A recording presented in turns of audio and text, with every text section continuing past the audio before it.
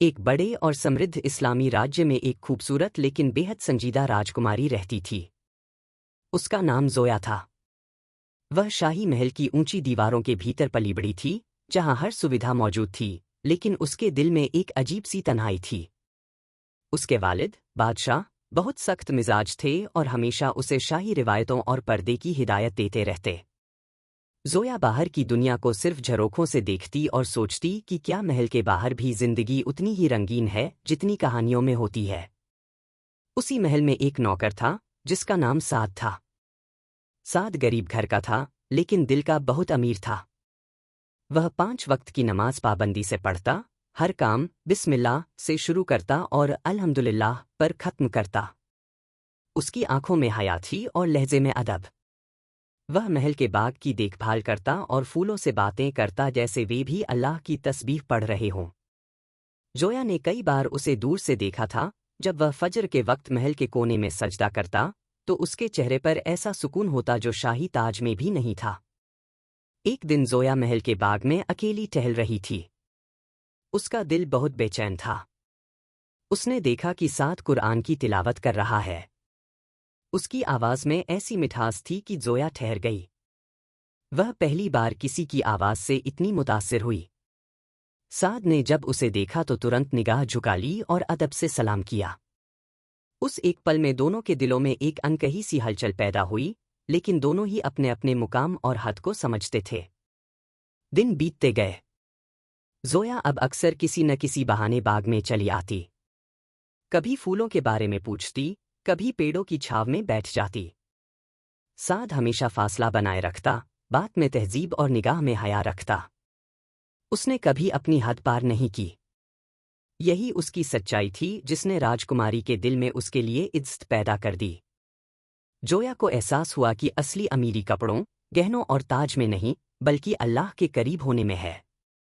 एक शाम महल में खबर फैली कि पड़ोसी सल्तनत का शहजादा जोया का रिश्ता मांगने आ रहा है। बादशाह बेहद खुश थे, मगर जोया का दिल भारी हो गया। उसने पहली बार अपने रब से सच्चे दिल से दुआ की, ऐ अल्लाह, अगर मेरे दिल में जो है वह गलत है तो उसे मुझसे दूर कर दे, और अगर उसमें भलाई है तो मेरे लिए आसानियां पैदा कर। उसी रात साद भी सजदे में रो पड़ा। उसने कहा, या रब, मैं अपनी औकात जानता हूं। अगर यह मोहब्बत मेरे लिए इम्तिहान है तो मुझे सब्र दे, और अगर इसमें तेरी रजा है तो रास्ता खुद बना दे। कुछ दिनों बाद एक अजीब वाकया हुआ। पड़ोसी सल्तनत के शहजादे के बारे में पता चला कि वह जालिम और घमंडी है। यह खबर खुद एक मुसाफिर आलिम ने दरबार में आकर दी। बादशाह ने तहकीकात करवाई और बात सच निकली। रिश्ता ठुकरा दिया गया। जोया ने राहत की सांस ली। उसी दौरान बादशाह बीमार पड़ गए। महल में अफरातफरी मच गई। साद दिन रात खिदमत में लगा रहा। उसने न सिर्फ बादशाह की सेवा की, बल्कि उनके लिए दुआएं भी करता रहा। एक रात बादशाह ने देखा कि साद तन्हा कोने में बैठा उनके लिए आंसू बहा रहा है। उन्होंने उसे पास बुलाया और पूछा, तुम एक नौकर होकर मेरे लिए इतना क्यों करते हो? साद ने सिर झुकाकर जवाब दिया, हुजूर, इस्लाम हमें सिखाता है कि अपने अमानतदार और जिम्मेदार के साथ वफादारी करें।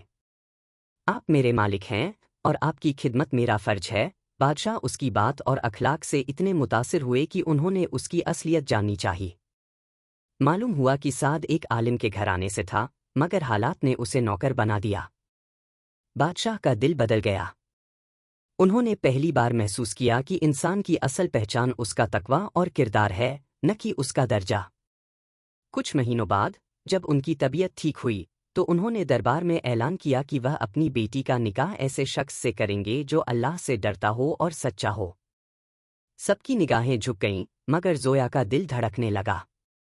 आखिरकार बादशाह ने साद को बुलाकर पूछा, अगर मैं तुम्हें अपनी बेटी का हाथ दूं, तो क्या तुम उसे खुश रख सकोगे? साद की आंखों में आंसू आ गए।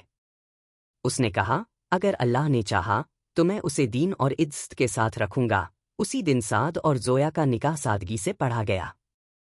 महल में पहली बार शाही ठाठ से ज्यादा दुआओं की गूंज थी।